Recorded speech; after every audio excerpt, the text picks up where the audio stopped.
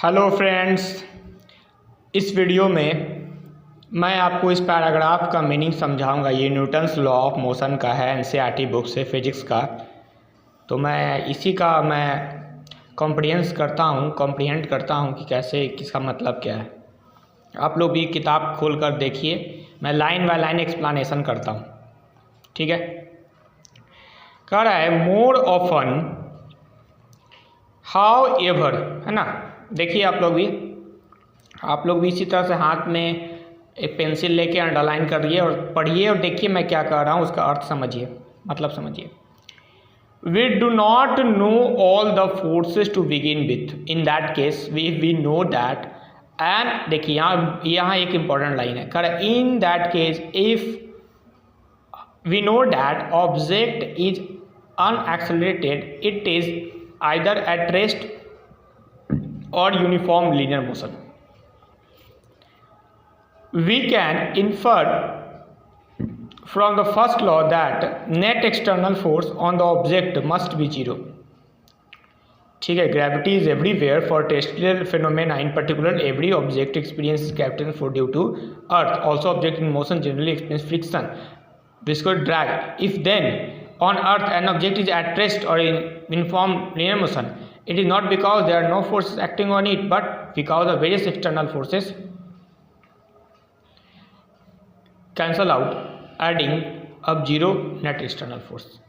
तो यहाँ पर ये चीज़ कह रहा है ना, यहाँ पर ये चीज़ कह रहा है, आपको मैं समझाता हूँ बढ़िया से कि इसमें बहुत अच्छा लिखा हुआ है, बहुत ही अच्छा पॉइंट लिखा हुआ है। क्या कहना चाहता है ये मैं आपको बता रहा हूँ। इस पैराग्राफ का मतलब मैं समझाना चाहता हूँ।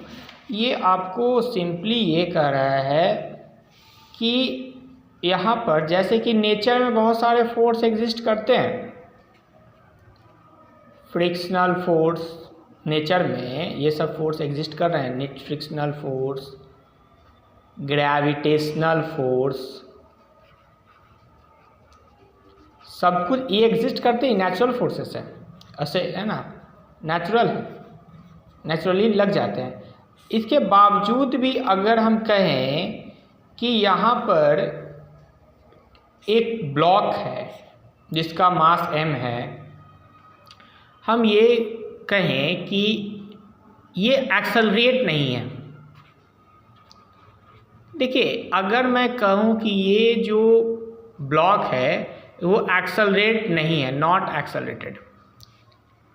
अब एक्सेलरेट नहीं है तो न्यूटन्स फर्स्ट लॉ से मैं डिराइव कर रहा हूँ कि अगर ये एक्सेलरेट नहीं है तो इसका 3 मतलब निकलता है। पहला कि इस ब्लॉक पर जो नेट फोर्स है वो 0 होगा। दूसरा कि या तो ये जो ब्लॉक है वो रेस्ट में होगा, एट रेस्ट। और तीसरा कि या तो ये जो ब्लॉक है वो इन यूनिफॉर्म लीनियर मोशन में होगा। ये ना मतलब हो सकता है, 3 ही ना मतलब होगा, 3 ही केस बन सकता है ना। अगर मान लीजिए बोल रहे हैं एक्सेलरेटेड नहीं है तो ये हमारा एफ नेट 0 हो सकता है, या ब्लॉक एट रेस्ट, और ये यूनिफॉर्म लीनियर मोशन। तो ये चीज़ है।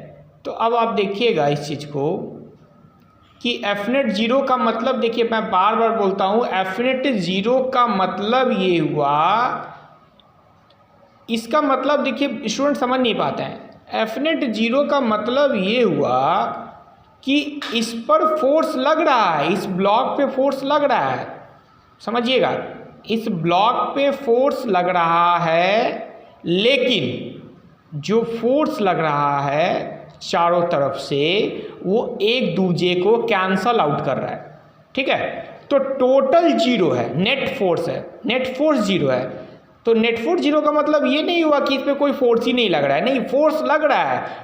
External forces are acting on this block, but वो एक्सटर्नल फोर्सेस क्या कर रहे हैं, एक दूसरे को कैंसल आउट कर रहा है। और कैंसल आउट करने से क्या होता है, जो एफ नेट आता है वो 0 आता है। ये एक कॉन्सेप्ट को समझिए कि नेट एक्सटर्नल फोर्स 0 बोलने का मतलब क्या हुआ। नेट एक्सटर्नल फोर्स 0 का बोलने का मतलब ये हुआ कि ब्लॉक पर, उस बॉडी पर फोर्स लग रहा है, एक्सटर्नल फोर्सेस लग रहा है, लेकिन जो एक्सटर्नल फोर्सेस है वो एक दूसरे को इवेंचुअली कैंसल आउट कर रहे हैं, जिससे हमारा as a result net force 0 हो गया। ठीक है, तो ये चीज़ है। तो इस पैराग्राफ का वही मतलब निकलता है। अब इसके आगे हम पढ़ने की कोशिश करते हैं।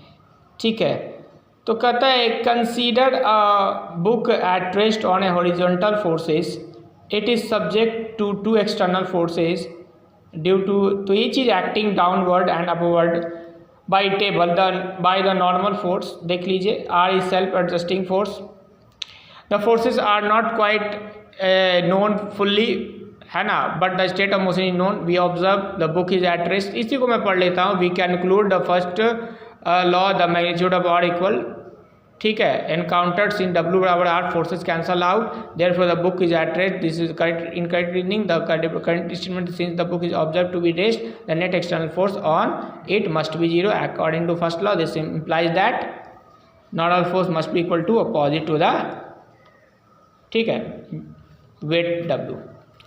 इसका मतलब क्या हुआ? इसका मतलब ये हुआ कि ये किताब जो टेबल पे रखा हुआ है ये रेस्ट में है। तो बताइए, रेस्ट में है, इसका मतलब क्या हुआ? क्या इस पर कोई फोर्स ही नहीं लग रहा है? रेस्ट में है तो क्या इसका नहीं, इस पर फोर्स लग रहा है, लेकिन इस पर जो फोर्स लग रहा है, जो फोर्सेस लग रहा है, फोर्सेस याद रखिएगा, forces always occur in pair. ठीक है, तो जो फोर्सेस लग रहा है वो एक दूसरे को कैंसल आउट कर रहा है, चूँकि इक्वल है तो वो कैंसल आउट कर दे रहा है, कैंसल आउट कर दे रहा है। ठीक है, तो वो बुक पे फोर्स लग रहा है, जो फोर्सेस लग रहा है वो एक दूसरे को कैंसल आउट कर रहा है, इसलिए बुक जो है वो रेस्ट में दिखाई पड़ रहा है। तो यही न्यूटन्स फर्स्ट लॉ के थ्रू। ठीक है, जबकि यहाँ पर क्या है कि इस केस में देखिए, इस केस में भी क्या है कि ये जो कार है ये यूनिफॉर्म मोशन से मूव कर रहा है। इस पर भी पढ़ लेते हैं क्या कर रहा है। ठीक है, इस पर भी क्या कर रहा है। ठीक है, तो ये समझ में आ गया आप लोगों को, ये समझ में आया कि ये बुक रेस्ट में क्यों है, क्योंकि इसके ऊपर लगने वाला जो अपोजिट फोर्सेस है वो एक दूसरे को कैंसल आउट करेगा, जिससे नेट फोर्स 0 हो जाएगा। ठीक है, अब आगे बढ़ते हैं, कार के बारे में देख लेते हैं। कहता है consider the motion of a car starting from rest, picking up speed, then moving on a smooth straight road with uniform speed. देखिए लिखा हुआ है with uniform speed. When the car is stationary there is no net force acting on it, during pickup it accelerate, this must happen due to a net external force. Note, it has to be an external force, the acceleration of car can not be accounted by internal force, this might sound surprising but it is true. The only conceivable external force along the road is in the force of friction, it is the friction force that accelerates the car as a whole. When the car moves with constant velocity, there is no external force. This property inertia contained in the first law is inertia in many situations. अब यहाँ पर देखने की कोशिश कीजिए, यहाँ पर हमारा अब जैसे ये कार है, ठीक है, देखिए गौर से, ये कार है, ठीक है, अब ये कार है तो कार यूनिफॉर्म मोशन में है, इसका भी मतलब क्या हुआ, यूनिफॉर्म मोशन में भी है, तो इस पर इसका भी मतलब ये हुआ कि इस पर जो नेट फोर्स लगेगा वो 0 होगा। ठीक है, नेट फोर्स कितना तरह का फोर्स लग रहा है, नीचे वेट mg, ऊपर नॉर्मल रिएक्शन, फिर इधर से अप्लाइड फोर्स, फ्रिक्शनल फोर्स, बहुत तरह का फोर्स लग रहा है इस पर, लेकिन ये यूनिफॉर्म लीनियर मोशन से मूव करते जा रहा है। इसका मतलब क्या हुआ, यूनिफॉर्म लीनियर मोशन से मूव करते जा रहा है, तो इसका मतलब जैसे कि मैं एक डायग्राम से आपको समझाने की कोशिश कर रहा हूँ कि अगर बाय द वे देखिए कि जैसे मान लीजिए ये कार है, देखिएगा ध्यान से समझिएगा, अब मान लीजिए ये कार है, अब ये कार है तो अब मान लीजिए ये कार है तो आपको जो है ये मैं कह रहा हूँ कि ये यूनिफॉर्म वेलोसिटी से, कांस्टेंट वेलोसिटी से मूव कर रहा है। इसका माने ये हुआ, इसका मतलब ये हुआ कि इस पर ऐसा नहीं, मैं बार बार बोल रहा हूँ, यूनिफॉर्म लीनियर मोशन से यूनिफॉर्म वेलोसिटी से मूव कर रहा है, इसका ये मतलब नहीं कि इस पर कोई फोर्स ही नहीं लग रहा है, नहीं, फोर्स लग रहा है, लेकिन all external forces will cancel out each other, therefore net external force will be 0। तो ये यूनिफॉर्म लीनियर मोशन में है। अब देखिए इसमें कितना तरह का फोर्स लग रहा है, ये वेट mg लग रहा है, इधर n लग रहा है, इधर से फ्रिक्शनल लग रहा है, फ्रिक्शनल फोर्स लग रहा है, इधर अप्लाइड फोर्स लग रहा है, बहुत तरह का फोर्स लगे, लेकिन वो सब एक दूसरे को कैंसल आउट करने के वजह से ये जो है यूनिफॉर्म लीनियर मोशन में जा रहा है। ठीक है, तो हमेशा याद रखिएगा कि यूनिफॉर्म लीनियर मोशन में है, तो यूनिफॉर्म लीनियर मोशन का मतलब क्या हुआ भाई, according to Newton first law, according to Newton first law से बताइए, न्यूटन फर्स्ट लॉ से क्या होगा, यूनिफॉर्म लीनियर मोशन में है, इसका मतलब कि इस पर एफ नेट कितना होगा, 0 होगा। और एफ नेट 0 का मतलब क्या हुआ कि इस पर जो ऑल एक्सटर्नल फोर्स लग रहा है, बार बार देखिए मैं लिख रहा हूँ, all external forces acting on a car will cancel out each other, will cancel out each other. तो मैं आपको यहाँ पर एक सेकंड में बढ़िया से लिख देता हूँ, सॉरी।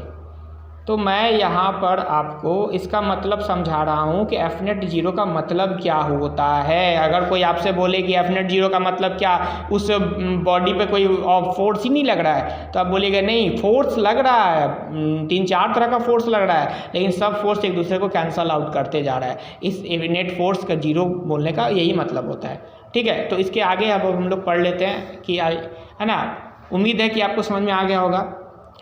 आगे देखिए क्या कह रहा है कि suppose we are standing in stationary, ये बहुत अच्छा टॉपिक लिखा हुआ है। ठीक है, क्या बोल रहा है समझिएगा, बहुत अच्छा है, थोड़े से ध्यान से समझने की कोशिश कीजिएगा कि suppose we are standing in stationary bus and the driver starts the bus suddenly, we get thrown backward with a jerk, why.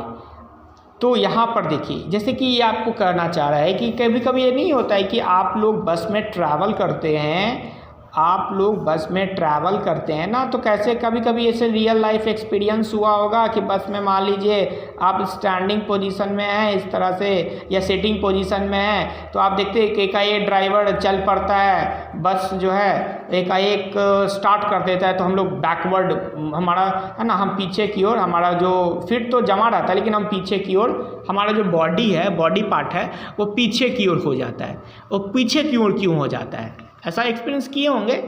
देखिए रीज़न समझिएगा, एक सेकेंड। ठीक है, इसमें रीज़न कहता है, एक मिनट, हाँ, तो रीज़न कह रहा है our feet are in touch, बहुत ध्यान समझिएगा, विद फ्लोर। हमारा इसका कारण बता रहा है कि हम लोग बैकवर्ड की ओर क्यों हो, मतलब पीछे पुश क्यों हो जाते हैं। तो कह रहा है हमारा जो फिट, हमारा जो पैर है वो तो फ्लोर के टच में होता है, जाहिर सी बात बस के फ्लोर के टच में रहता है हमारा feet. If there were no friction, ठीक है, we would remain where we were while the floor of the bus would simply slip forward, ठीक है, under our feet and the back of the bus would hit us. However fortunately there is some friction between the feet and floor. देखिए feet and floor, if the start is not too sudden, if the acceleration is moderate, the frictional force would be enough to accelerate our feet along with the bus, but our body is not strictly a rigid body, it is a deformable, it allows some relative displacement between different parts. What this means is while our feet let feet go with the bus, the rest of the body remains where it is due to inertia relative to the bus, therefore we are thrown backward। ठीक है, बहुत अच्छा लिखा हुआ है, as soon, ठीक है, as soon आगे भी। तो पहले इतना का मतलब मैं समझाता हूँ, इतना का मतलब देखिए क्यों होता है ऐसा, ऐसा होने के पीछे का कारण क्यों है। जैसे बस में आप बैठे हुए हैं और आप देखते हैं कि एक बस शुरू हुई तो आप स्टैंडिंग पोजीशन में ही हैं, तो आपका जो बॉडी है वो पीछे की ओर, आप एकाएक पीछे की ओर हो जाते हैं। इसका कारण देखिए क्या है, कारण यही है कि यहाँ पर कह रहा है कि चूँकि फिट और फ्लोर के बीच में, देखिए यहाँ पर यह कह रहा है कि हमारा जो ये जो फिट है और जो फ्लोर है, कारण देखिए फिट और फ्लोर के बीच जो फ्रिक्शन होता है, उस जैसे ही कि बस शुरू हुआ, तो बस शुरू हुआ तो उस फ्रिक्शन से क्या होता है, उस फ्रिक्शन से क्या होता है कि जैसे ही बस स्टार्ट हुआ तो उस फ्रिक्शन से हमारा क्या हुआ कि बॉडी का हम लोग मतलब, तो हम लोग ये चीज़ में एक सेकेंड थोड़ा,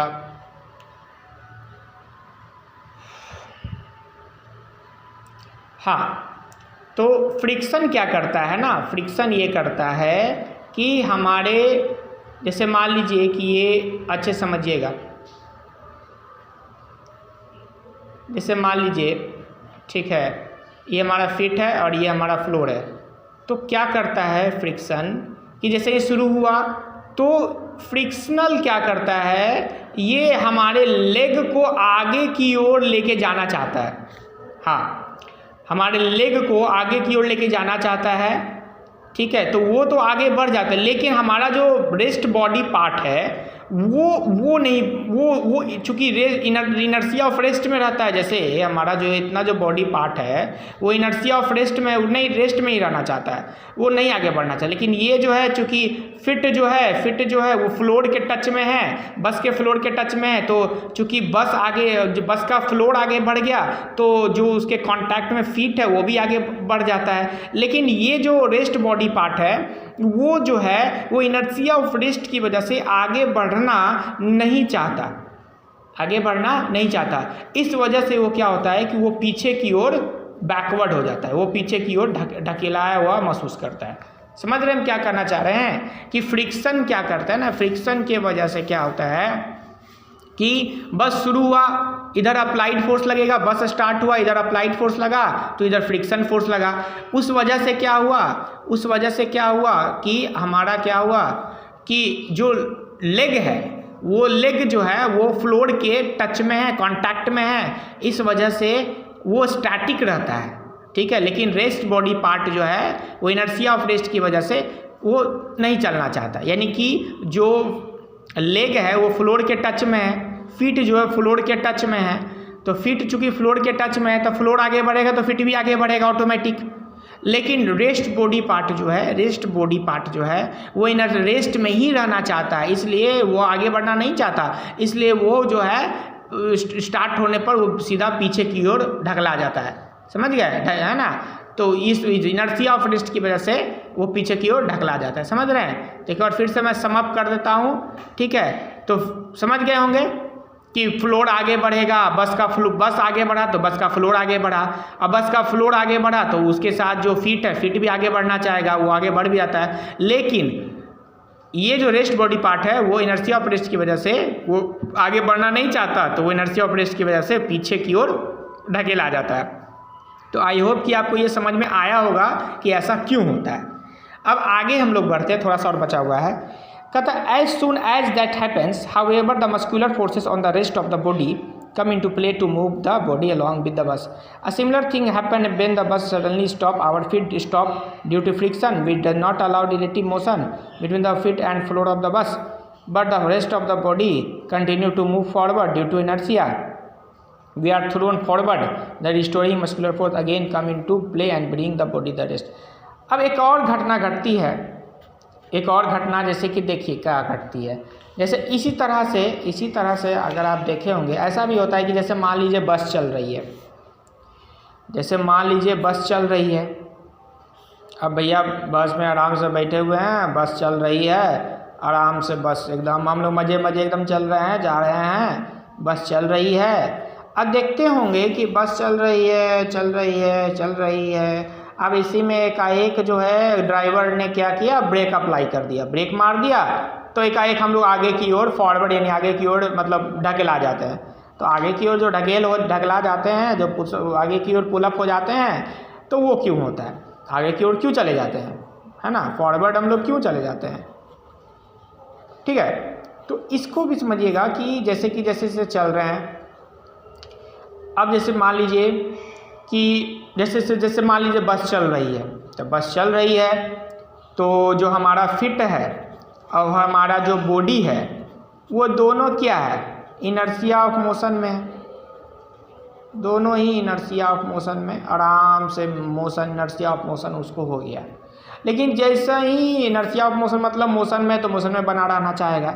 लेकिन जैसे ही ड्राइवर ने ब्रेक लगाया तो चूँकि फीट चूँकि फ्लोर के बेचारा संपर्क में है, तो वो तो ऑटोमेटिक एक्सटर्नल फोर्स लग गया, तो वो तो है ऑटोमेटिक रेस्ट में आ जाता है, ठीक है। लेकिन फिर वही बात है, लेकिन हमारा जो रेस्ट बॉडी है, वो रेस्ट बॉडी पार्ट है, वो फिर हमारा क्या है कि वो इनर्शिया मोशन में है, तो वो उसको तोड़ना नहीं चाहता, वो रेस्ट में आना नहीं चाहता।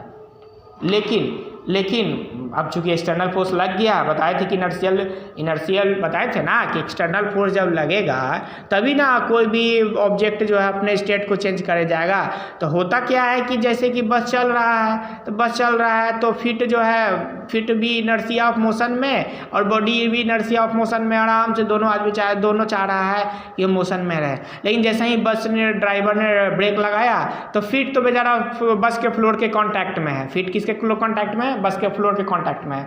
तो वो कॉन्टैक्ट में है तो वो जो है वो अब चूंकि बस ही रुक गया तो बस का फ्लोर रुक गया। अब बस का फ्लोर रुक गया तो फीट भी ऑटोमेटिक रुक गया, फीट भी रेस्ट में आ जाता है। लेकिन यही है कि रेस्ट बॉडी पार्ट जिद्दी है, वो इनर्शिया ऑफ मोशन में रहता है, तो वो जल्दी आना नहीं चाहता रेस्ट में।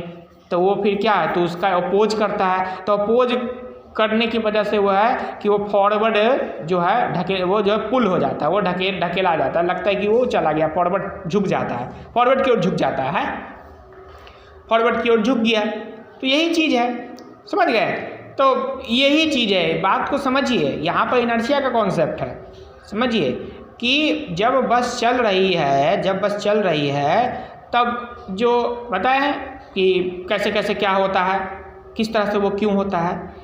आई होप कि ये वीडियो में आपको समझ में आया होगा कि क्या है नहीं है। अगर कोई डाउट है तो आप कमेंट सेक्शन में पूछिए। एजुकेशनल हब से हमारा चैनल है, आप इसको सब्सक्राइब कीजिए, लाइक कीजिए और घर बैठे आनंद लीजिए इसी तरह के अच्छे पढ़ाई का। Thank you.